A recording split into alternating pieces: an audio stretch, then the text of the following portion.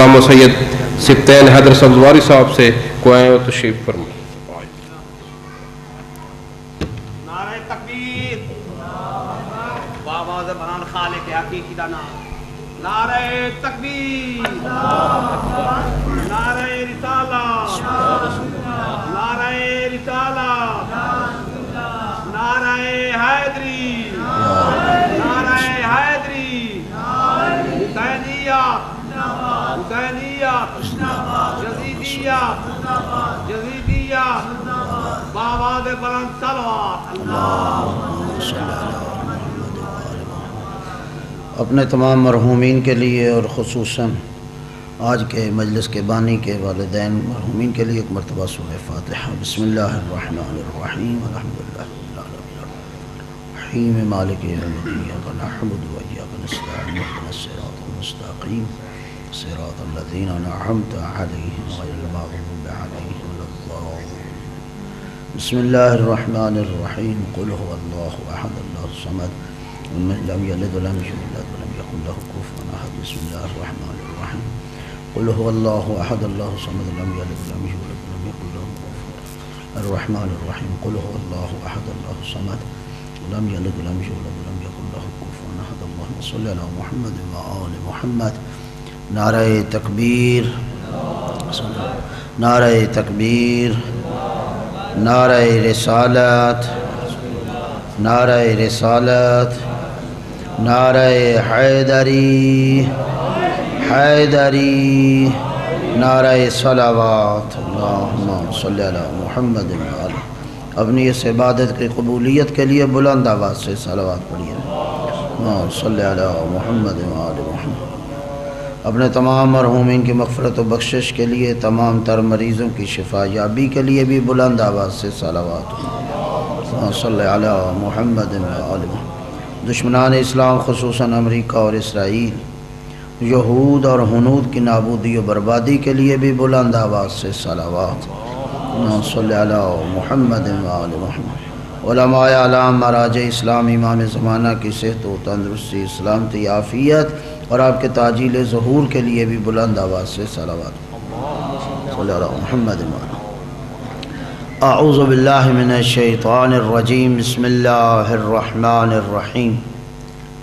الحمدللہ، الحمدللہ رب العالمین، والعاقبۃ للمتقین، وجنۃ للموحدین المؤمنین المطیعین العارفین الکاملین، والنار للمعاندین المخالفین المخاصمین المنکرین العاصین الحاسدین، ثم الصلاۃ والسلام علی انبیائہ والمرسلین، خصوصاً سید الاولین والآخرین، سید العرب والعجم، سیدنا نبینا شفیع ذنوبنا حبیب قلوبنا طبیب نفوسنا ابی القاسم محمد، اللہم صلی علی محمد وعلی آل بیتہ الطیبین الطاہرین المعصومین المنتخبین المنتجبین من یومنا ھذا الی یوم الدین وبعد یوم الدین، ولعنۃ الدائمۃ الابدیہ علی اعدائہم ملعونین اجمعین من اول یوم العداوۃ الی یوم الآخر وبعد یوم الآخر۔ اما بعد، فقد قال اللہ تعالی فی کتابہ المجید وفرقانہ الحمید، وهو اصدق الصادقین قولہ الحق۔ بسم اللہ الرحمن الرحیم، یا ایھا الذین آمنوا اتقوا اللہ وابتغوا الیہ الوسیلہ وجاہدوا فی سبیلہ لعلکم تفلحون۔ صلوات پڑھیے بحق محمد و آل محمد۔ ذرا صلوات بلند آواز سے پڑھیں، کوئی حرج نہیں ہے۔ اللہم صلی علی محمد و آل محمد۔ حاضرین محترم، سامعین معظم، قرآن مجید فرقان حمید کی آیہ مجیدہ جو کل کی مجلس میں بھی آپ کے سامنے شرف تلاوت حاصل کیا، جس سے اور موضوع مجالس قرار دی، آج بھی اسی آیے مجیدہ کو پھر آپ کے سامنے پڑھا ہے، جس میں اللہ رب العزت کا ارشاد ہے۔ صلوات پڑھیے بحق محمد و آل محمد۔ صاحبان ایمان سے خطاب ہے، السلام علیکم ورحمۃ اللہ۔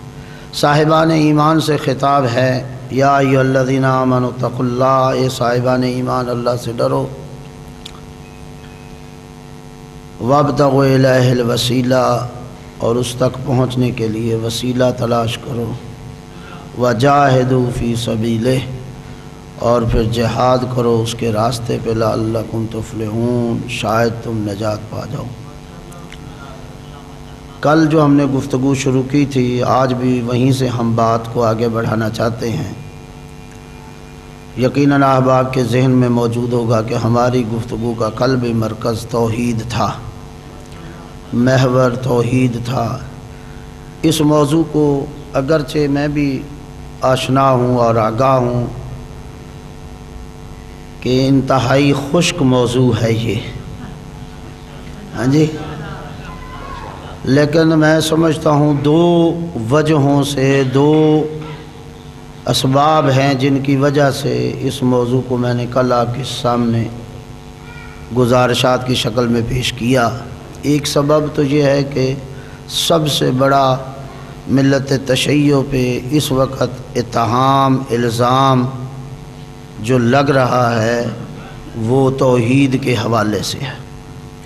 سب سے بڑا الزام آج کے دور میں ہمارے مذہب پر جو کیا جا رہا ہے، حملہ جو ہو رہا ہے مذہب تشیع پر، وہ حوالہ توحید کا ہے۔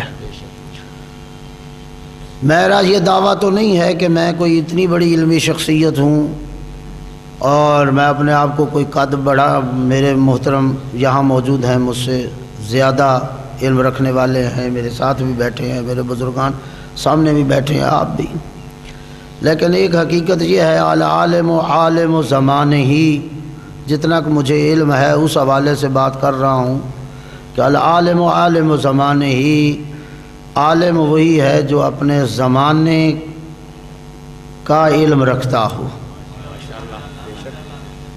جس زمانے میں وہ موجود ہے اس زمانے میں کس شے کی ضرورت ہے۔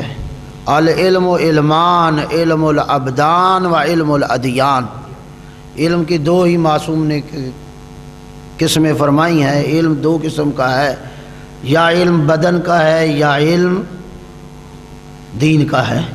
علم الابدان بدن کا علم ہے، علم الادیان مذہب کا علم ہے۔ ویسے تو علم کے سبجیکٹ بہت سے ہیں، لیکن مہم ترین بنیادی قسمیں یہی کی گئی ہیں، انہی کی شرافت ہے، انہی کو عظمت حاصل ہے، توجہ ہے میری طرف، انہی کو مقام اور مرتبہ حاصل ہے۔ دونوں کے اندر ایک قدر مشترک ہے، اور وہ قدر مشترک کیا ہے کہ علم بدن اور علم ادیان، جو علم بدن کا ماہر ہوتا ہے، جیسے طبیب ہے، ڈاکٹر ہے، حکیم ہے، اور علم دین کا ماہر عالم دین آپ کہہ دیتے ہیں، یہ دونوں در حقیقت معالج ہوتے ہیں۔ وہ بدن کی اصلاح کرتا ہے اور یہ انسان کے مذہبی حوالے سے انسان کی اصلاح کرتا ہے۔ جس طرح انسان کو بدنی بیماریاں لگتی ہیں، اسی طرح انسان کو مذہب کے حوالے سے بھی بیماریاں لگ جاتی ہیں۔ جس طرح وہاں کے علاج کی ضرورت ہے، اسی طرح یہاں بھی علاج کی ضرورت ہے۔ جس طرح وہاں علاج نہ کیا جائے تو ایک مقام آ جائے گا کہ بدن فاسد ہو جاتا ہے، اسی طرح اگر یہاں علاج نہ کیا جائے تو انسان ایک مقام ایسا آئے گا کہ وہ دین کے حوالے سے فساد کا شکار ہو جائے گا، اور یہاں تک کہ دینی روح جو ہے وہ مردہ ہو جائے گی۔ دونوں کو اپنی اصلی حالت پہ رکھنے کے لیے بدن کو بھی وہاں طبیب کی ضرورت ہوتی ہے، اور دین کے حوالے سے روح کو بھی تندرست رکھنے کے لیے عالم دین کی ضرورت ہوتی ہے۔ جس طرح بدن کے طبیب کے لیے یہ ضروری ہے کہ وہ مریض کو نہ دیکھے، مرض کا علاج کرے، توجہ ہے میری طرف، مریض کو نہ دیکھے بلکہ مرض کا علاج کرے، اسی طرح عالم دین کا فریضہ بھی یہ ہے وہ نہ یہ دیکھے کہ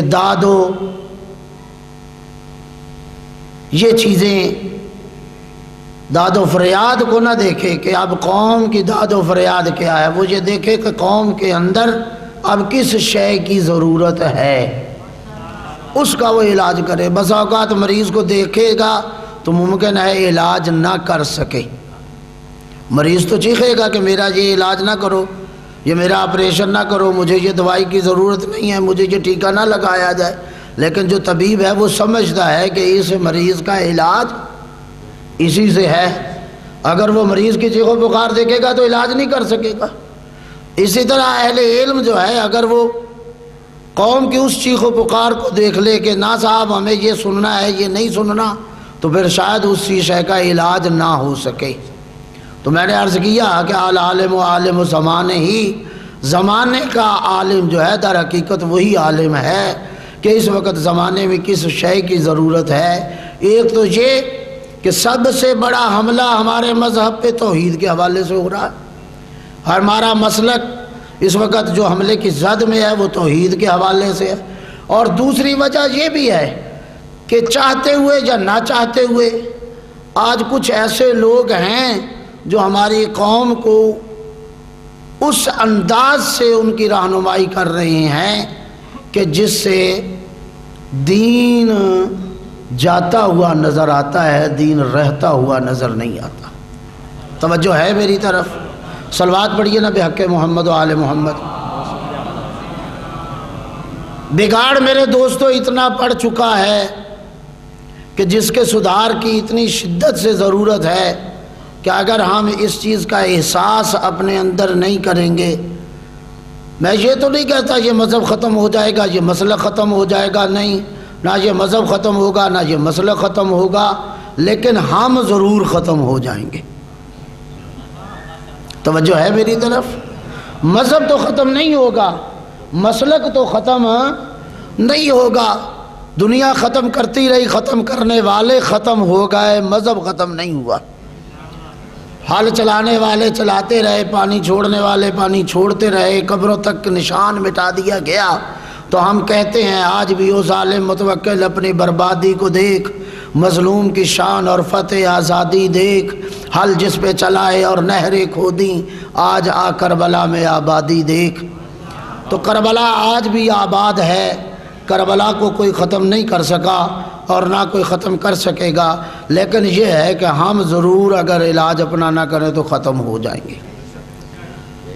تو اس لیے ضروری ہے کہ میرے دوستو ان باتوں کی طرف توجہ کرنا۔ مجالس اعضاء کا بھی میں نے کل اشارہ کیا تھا، اس کا ایک مقصد یہی ہے کہ دین پہنچایا جائے۔ شہادت عظمیٰ جو امام حسین کی شہادت ہے اس کا مقصد بھی یہی تھا۔ کل میں نے امام کا فرمان آپ کی خدمت میں پڑھا تھا کہ امام نے فرمایا تھا کہ اگر دین بچتا ہے میرے قتل ہونے سے تو آؤ تلواروں مجھ پر ٹوٹ پڑو تاکہ اللہ کا دین بچ جائے۔ تو اللہ کے دین کو بچانے کے لیے حسین ابن علی کربلا، توجہ ہے میری طرف، وارد ہو گیا اور اتنی شہادت دے ڈالی، پھر کس لیے؟ اس دین کو بچانے کے لیے۔ آج اگر لا الہ الا اللہ ہے یہ فقط تقریر کے لیے یہ باتیں نہیں ہے، اگر آج محمد رسول اللہ ہے، اگر آج آپ علی ولی اللہ پڑھ رہے ہیں تو شہادت امام حسین کا نتیجہ ہے، اس میں کوئی شک نہیں ہے۔ اگر امام سید